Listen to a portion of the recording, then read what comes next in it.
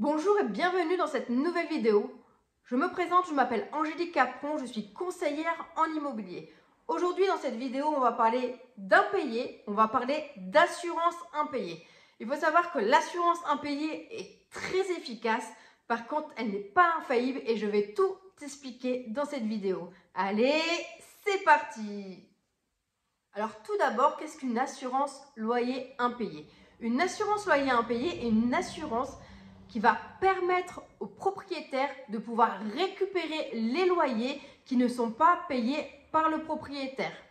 Cela va couvrir bien sûr les loyers, cela va couvrir également les dégradations et également les frais de justice. Donc ça peut être intéressant si tu as un bien en location et que tu veux être certain de récupérer tes loyers en cas d'impayé. Il faut savoir qu'il y a des conditions strictes pour pouvoir être indemnisé au niveau de l'assurance impayée. Tout d'abord, il va avoir le choix du locataire. Il va falloir que le locataire ait souvent 3 fois le loyer, qu'il respecte certains critères par rapport aux demandes de l'assurance impayée. Si les critères ne sont pas respectés, l'assurance est malheureusement en droit de te dire « vous n'avez pas respecté les critères selon le contrat, dans ce cas-là, moi, je n'indemnise pas ». Il va falloir également que le propriétaire vérifie les documents. C'est à toi, propriétaire, de vérifier les documents, oui. Tu dois vérifier si les documents sont des vrais, si c'est une vraie fiche de paye, une vraie feuille d'impôt, etc. Et si jamais, malheureusement, tu t'es fait duper par le locataire, l'assurance impayée est également en droit de te dire les documents sont faux. Dans ce cas-là, moi, je ne vous indemnise pas.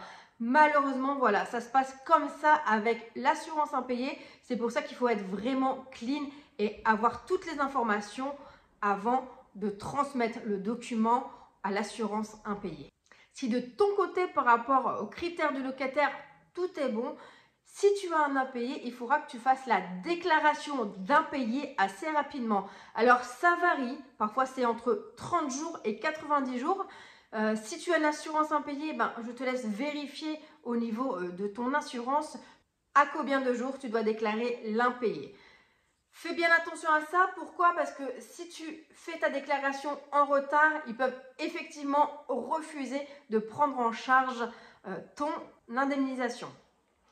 Tu dois également respecter une procédure, c'est-à-dire qu'il va peut-être falloir que tu fasses des relances en lettres simples, en lettres recommandées.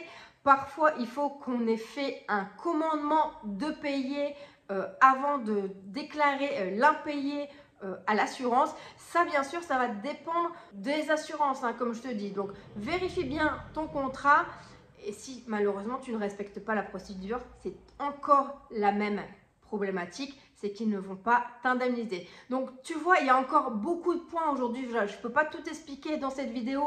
Si tu es intéressé en tout cas par les impayés de loyer, j'ai mis en place une formation gratuite qui va te permettre de bien sélectionner le locataire et savoir éventuellement quoi faire et quelles erreurs il peut y avoir lors d'une sélection du locataire. Je te mets le lien en haut et en dessous. Et j'ai également mis dans cette formation la liste des documents à demander à ton locataire.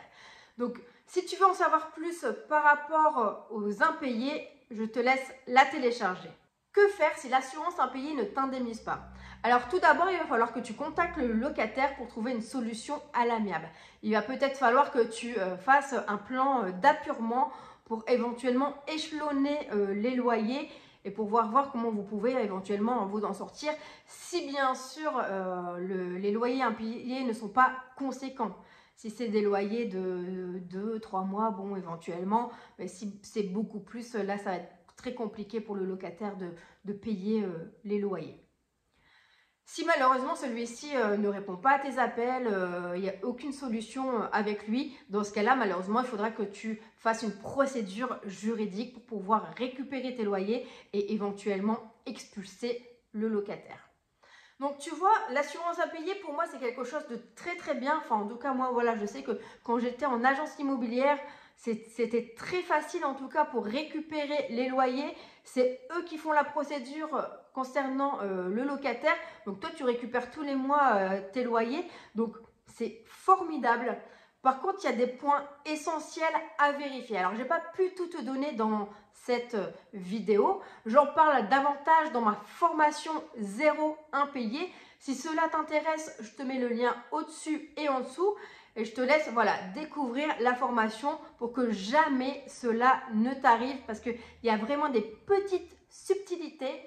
Et il y a des assurances qui sont parfois un peu plus flexibles. En tout cas, il y a des clauses beaucoup plus flexibles et ça, j'en parle vraiment dans ma formation.